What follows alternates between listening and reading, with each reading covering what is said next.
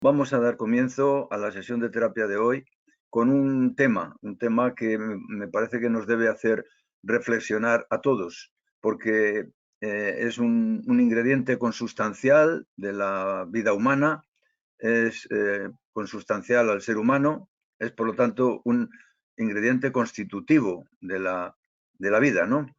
Se trata de el miedo, ¿no? Vamos a hablar hoy del miedo y de su importancia tanto en la adicción como en la rehabilitación.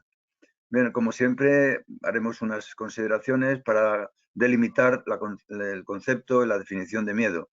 El miedo es una de las emociones primarias del ser humano, una emoción consistente en este caso en una sensación perturbadora, amenazante y angustiosa como una reacción psicofísica frente a un peligro o riesgo que puede ser presente o inminente, por ejemplo, en los estados de alerta, de alarma, puede ser futuro, es decir, por ejemplo, la preocupación por que suceda algo, la aprensión, la hipocondria, el temor de Dios, e incluso puede ser también pasado. Por ejemplo, a este tipo de miedo se le llamaría temor. Temor, por ejemplo, a haber cometido un fallo, haber cometido un error o una falta, y ser también puede ser real o imaginario, ¿no? El miedo imaginario sería equiparable a la paranoia. Pero bueno, vamos a ir poco a poco avanzando. Vamos a hablar primero de las clases de miedo,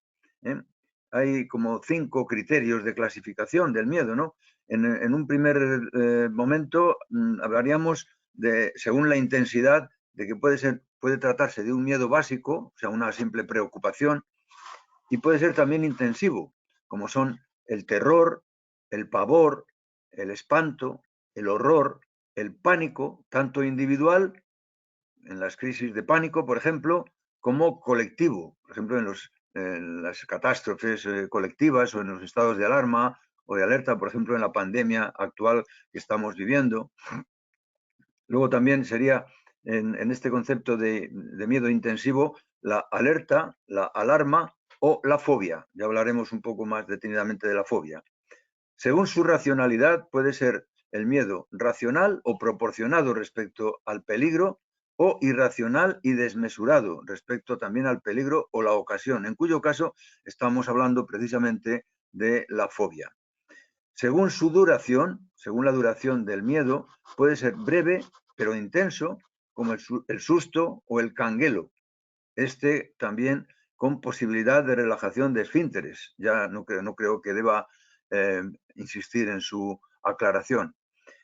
O puede ser también crónico por la duración, como por ejemplo es el miedo de la hipocondria o de las fobias, en las que en las fobias en las que se acompaña de acobardamiento y de conductas de evitación. O sea, la persona trata de evitar las ocasiones que le pueden desatar, por ejemplo, la ansiedad, ¿no?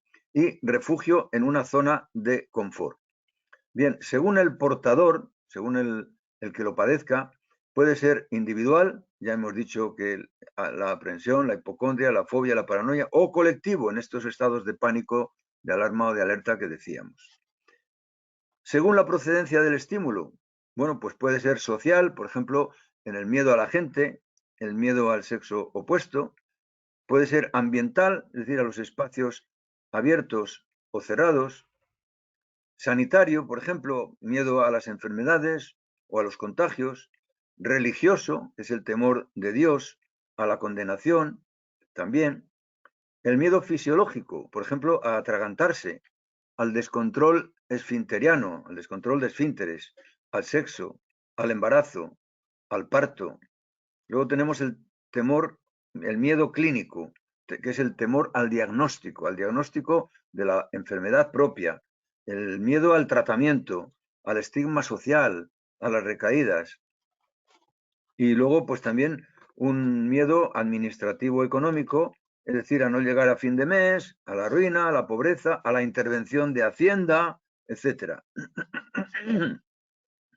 Según el mecanismo, puede ser el miedo espontáneo en la persona, es decir, que eh, aun cuando requiera un procesamiento complejo, anclado en su infancia o en sus traumas existenciales.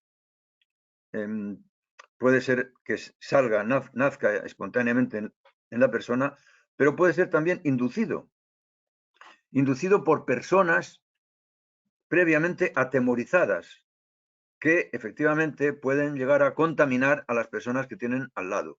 Esto ocurre en los niños cuando viven en un ambiente de temor, en un ambiente de miedo, e incluso de fobias, porque las fobias también se pueden inducir y se pueden contaminar o contagiar de unos a otros. Y luego ya finalmente podemos hablar de los efectos, de las manifestaciones emocionales del miedo. Las manifestaciones que pueden ser, como digo, emocionales.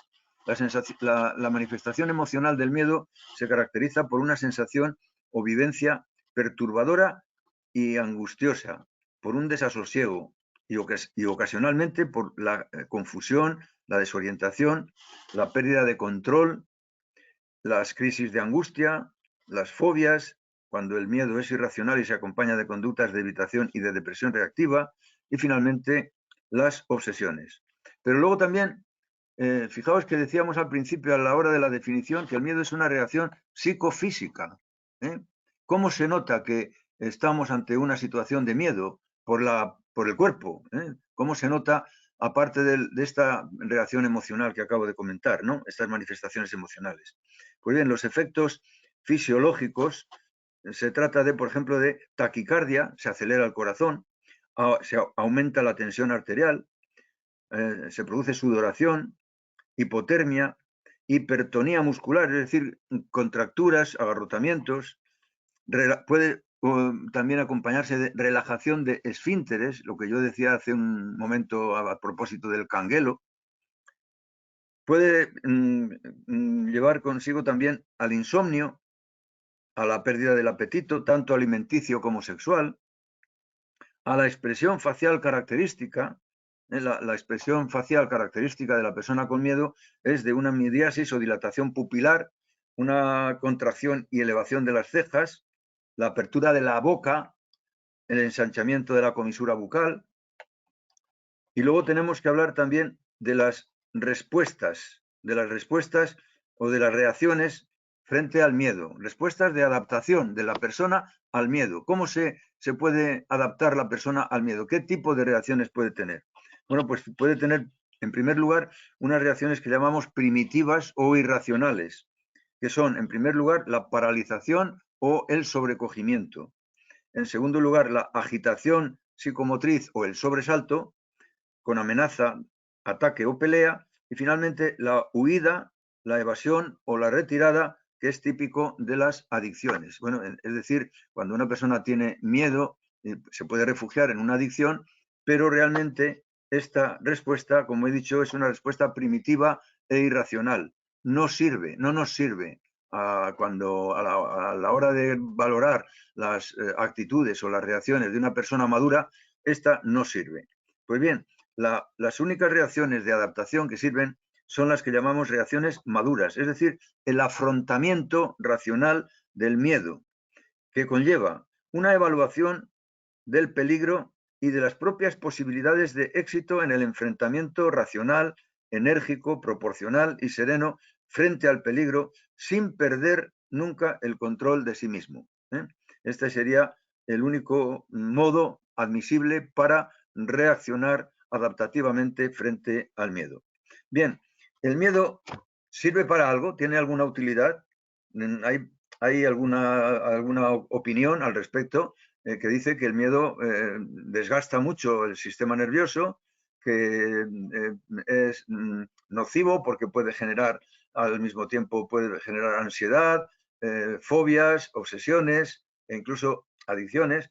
Pues el miedo, mirad por dónde, tiene también una utilidad, y es la de neutralizar o resolver la amenaza o librarse del peligro, por un lado. Por otro lado, se trata, a través del miedo, de adquirir la persona una experiencia frente a la adversidad. Es decir, nosotros siempre tememos a la adversidad. Pues bien, la presencia del miedo nos hace reforzarnos para combatir la adversidad, o sea, para hacer frente a la adversidad, en definitiva. Y luego, finalmente, el miedo también, una vez evaluadas las consecuencias que puede acarrear, sirve para que la persona tome las medidas adecuadas para su prevención, la prevención de ese peligro en el futuro. Por ejemplo, el miedo a las recaídas sirve para aquilatar, para afianzar la rehabilitación y evitar, por lo tanto, las recaídas. Por eso de que, como hemos dicho ya muchas veces en este foro, en este mismo foro, el miedo guarda la viña, es decir, no es inútil el miedo sirve. Pues bien, si trasladamos estos conceptos que acabo de comentar al mundo, al ámbito de las adicciones, podemos decir que ahora esto es como un recordatorio de vuestra vida, ¿no? Esto que os voy a comentar ahora, lo que os voy a contar prácticamente es la crónica de una experiencia vivida por vuestra parte. Porque en la adicción, ¿qué pasa? ¿Hay miedo en la adicción o no hay miedo? ¿La conducta adictiva sirve para neutralizar o para anestesiar el miedo o no sirve? Bien, pues vamos a repasar un poco la adicción para ver en qué momentos y en qué aspectos el adicto puede sentir miedo. Por ejemplo, el miedo a ser descubierto por la familia, a ser descubierto por la sociedad. El miedo al diagnóstico, cuando accede el adicto a acudir a un centro, a un profesional, pues va siempre con un miedo cerval al diagnóstico que le puedan dar. Y eso que él ya se masca algo, se intuye algo. Está con la mosca tras la oreja, por decirlo así, vulgarmente. Luego tenemos también el miedo a la etiqueta social, al estigma. El miedo a que le califiquen, a que le juzguen. Este es un miedo importante en el adicto. Luego el miedo al síndrome de abstinencia, el miedo a no poder o no saber vivir sin el objeto de su adicción, que es tanto como decir un miedo a la vida. Pese a la evidencia de sus consecuencias, al considerarlo de vital importancia para la persona como arma secretamente salvadora, el miedo al daño, tanto al que se puede recibir como al que se puede inferir.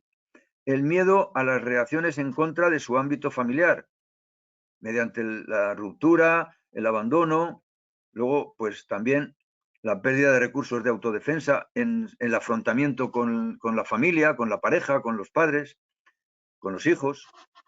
También en el ámbito laboral, hay miedo al ámbito laboral, por ejemplo, miedo al despido, miedo a la ruina, miedo a la quiebra, en caso de personas con negocios autónomos.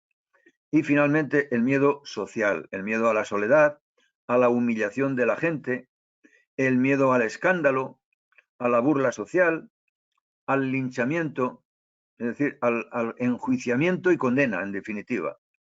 O de su propia conciencia, el miedo a su propia conciencia, el miedo a la impulsividad autodestructiva, por ejemplo, el miedo a tener pensamientos negativos e impulsivos de tipo autodestructivo. Y finalmente, el miedo a la repercusión de la adicción, de su adicción en su estado de salud. Bien, esto por lo que corresponde a la adicción. Pero en la rehabilitación, bueno, pues en la rehabilitación también hay miedos, y os los voy a recordar para que luego vosotros podáis corroborar o podáis también aportar vuestra experiencia en este terreno. En la rehabilitación hay que diferenciar dos etapas respecto al miedo. La primera, en la que se recrudecen los miedos, al no poder con la abstinencia, la persona, el portador, el titular de la adicción, a través de la culpa, el duelo, el sufrimiento que le acarrea su mala conciencia respecto al pasado, el miedo al carácter indefinido de la abstinencia y de la enfermedad, el miedo al fracaso de su propósito, a no poder cumplir con el compromiso terapéutico, etc. Esto es en la primera parte de la rehabilitación, es decir, cuando empieza, por decirlo así, la rehabilitación. Y en la segunda etapa, el miedo a no poder resistir el tono y la guardia que exige el compromiso de abstinencia, el miedo al cansancio, el miedo a las tentaciones o tirones, el miedo a las incitaciones sociales o publicitarias y, en definitiva, el miedo a la recaída, al tomar conciencia del carácter crónico recidivante de la adicción.